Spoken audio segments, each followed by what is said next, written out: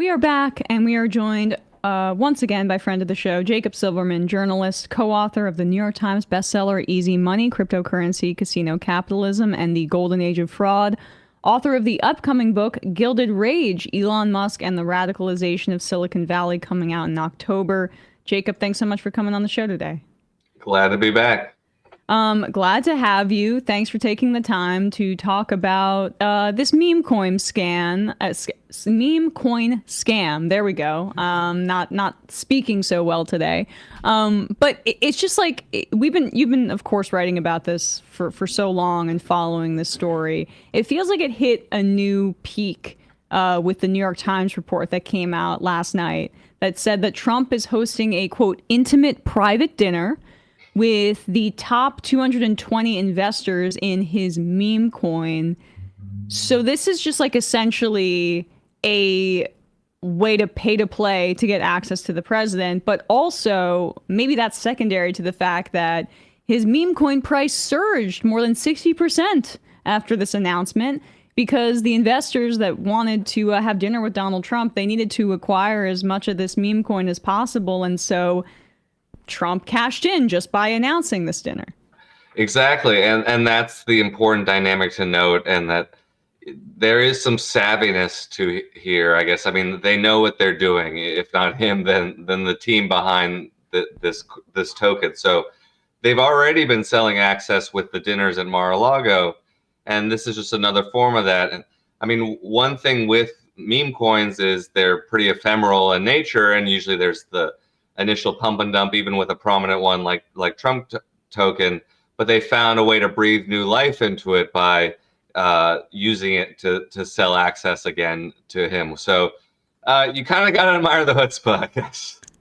I guess. I mean, like, can you take us back to how Trump got involved in crypto altogether? Because he used to be pretty against it. He's more, he's the New York guy that likes Phantom of the Opera. He's not up on the new technology that the kids are talking about these days. But it seems like things turned after he lost the election and Melania started getting involved in NFTs. Where did this all start? It started in 2023 probably, and really came to a fore in 2024 when first his sons and then some of the tech people who increasingly gathered around him and became some of his biggest donors said, hey, there's a lot of money, at least in donations from the crypto industry. Trump had said when he was president in his first term that he thought Bitcoin was a scam and that it competed with the US dollar, both of which are largely true statements. But of course, once he started seeing that the crypto industry was becoming the largest donor to Trump and the Republicans by industry in the 2024 cycle, I think that pretty easily changed his mind. But what was different was the extent to which he became involved in crypto as an entrepreneur and as a businessman. That started during the election cycle, and he launched World Liberty Financial, which had a token associated with it. But he has gone so much farther, I think, than anyone, even in crypto, perhaps, or maybe especially in crypto, expected. He's really in the deep end with lots of shady characters. Can you talk a little bit about some of those shady characters? Who are they? Yeah. Well, first thing is, I think it's important to say that Trump, all of the various ventures that Trump has in crypto are just generic, like white labeled crypto products with Trump branding. And I think that's one reason why this makes sense for him. This is like putting his name on a school or steaks or vodka or whatever else, but just of a different style. And it's very easy and low effort. So his main company is World Liberty Financial, and he founded it in part with the sons of Steve Witkoff. And Steve Witkoff himself seems to present himself as a backer. He tweets approvingly about deals that they make. He is, of course, Trump's top diplomatic envoy to the Middle East and has done negotiations with Russia. It really does seem like he's mixing business with politics quite a bit. And through World Liberty Financial, it's become kind of this open fund for anyone who wants to put money in Trump's pockets. the most prominent example is probably Justin Sun, who's this kind of notoriously shady crypto entrepreneur who bounces between various island nations. And he does not come to the US, or at least did not before. And he was being investigated by the SEC for a major fraud. And he, in two very highly publicized transactions, invested a total of $75 million in World Liberty Financial, basically just bought some tokens, gave them the money. And this was celebrated by the Witkoff sons, by Steve Witkoff, and this is really someone who is like on the Sam Bankman-Fried end of the crypto spectrum. He was actually, Sam Bankman-Fried at one point thought he was going to get a bailout package from this guy when everything was falling apart a few years ago. And then, of course, a week later, this was in February, I believe, the SEC paused its case against Sun, the multi-billion-dollar fraud case. So the pay-to-play is pretty clear. There are other people. The guy behind this company called DFW Labs, people who have sort of who have Russian or Chinese nationality, who seem to move money between various jurisdictions, but are headquartered in the UAE or Switzerland or other places like that.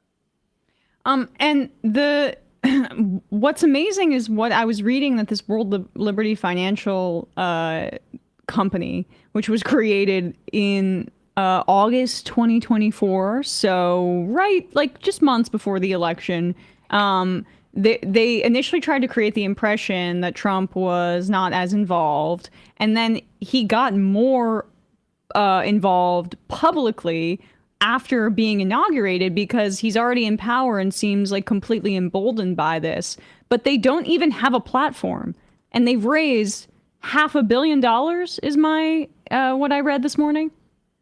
Yeah, there's an extraordinary amount of money just kind of flowing into these various Trump crypto entities. Their World Liberty Financial doesn't really do anything. And like I was saying before, there's nothing innovative here. And most of these platforms are just, or these crypto ventures are just kind of notional, or, like the World Liberty Financial token is what's called, without getting too much into this stuff because it's silly, a governance token. So you pay to buy it, and however many you have, you can supposedly vote on changes to the platform. Well, there's nothing to vote on and nothing to do, and you can't move the token. So this is really just like, a drop box for putting money in Trump's pocket. And then he has a fund, sort of a fintech fund through the Truth Social parent company. He's got the Memecoin stuff and this other company called CIC that's managing that. And there's nothing here except just opportunities for minting fake tokens and accepting money from whoever will give it to him. So I like with this company, or it's just that they're not even producing anything. It's almost like just a shell. Like who else is involved here? Because I remember reading about how, I think it was either Javier Milei, I think it was Milei's pump and dump crypto scam involves many of the same players. And for people that don't know who that is, he's the far right anarcho-capitalist maniacal leader of Argentina who is close with Elon Musk. It seems like Trump is modeling a lot of his actions based on this guy who now over half of the population in Argentina is in poverty based on some of his actions, which also include gutting the administrative state and crypto scams, very similar to Trump. Like, what is that? What's that connection? How much is he borrowing from Milei here? Quite a bit. So Milei is a connective figure here. He's made common cause with the tech reactionaries who love his sort of crazy right-wing libertarian austerity stuff and his interest in crypto, and with MAGA. And he endorsed a token called Libra. It was not supposed to be an official presidential meme coin, but he endorsed it and was possibly compensated for it. There's a man behind it named Hayden Davis, who's a kind of straight up central casting, ridiculous crypto operator who has been involved with the Melania and Trump tokens, along with a few other people. And there seems to be a developing almost network or kind of service industry for letting or facilitating politicians doing crypto pump and dumps. I have a little piece coming out related to this weekend in Airmail. I've written about Libra and Malay and some of the stuff for The Nation, but again, this is very easy. If you live, at least in the United States, there's no consequence for it. Malay is actually being investigated by his own legislature, and the guy then I mentioned, Hayden Davis, who's sort of one of the operators behind these various tokens. They are requesting Interpol red notice for his arrest. Some Argentine lawyers, so we'll see if that happens.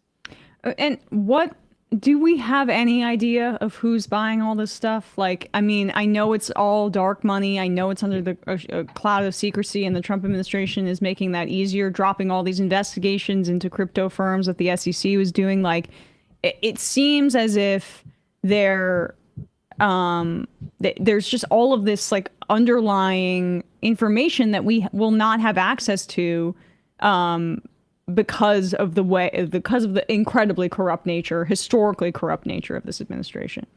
Yeah, you have a few things going on simultaneously, which is the Trump impunity and immunity from the Supreme Court basically on down. And then he's wiping away all these financial regulations and going to facilitate the passage of crypto bills. And then he's just brazenly kind of doing what he wants. So to me, this is the largest financial scandal in presidential history. I mean, some of this stuff we'll never know, but already we know that Justin's son seemed to pay him off $75 million. There's, you could count some of these other numbers that are available out there, but a lot of this is unknowable without kind of proper investigatory tools or resources behind it, which all the IGs have been fired. The SEC is obviously not going to do anything. So in Congress, the Democrats are in the minority in Congress. I don't know how this gets investigated, much less, prosecuted in a comprehensive way. And so that's why I think it's only going to grow. I mean, Witkoff supposedly has had meetings with Binance, which to me is basically a criminal organization. Its CEO took a plea deal and did a 4-month sentence in federal prison. And they agreed to pay a $4.3 billion fine, which is the biggest corporate fine in U.S. history.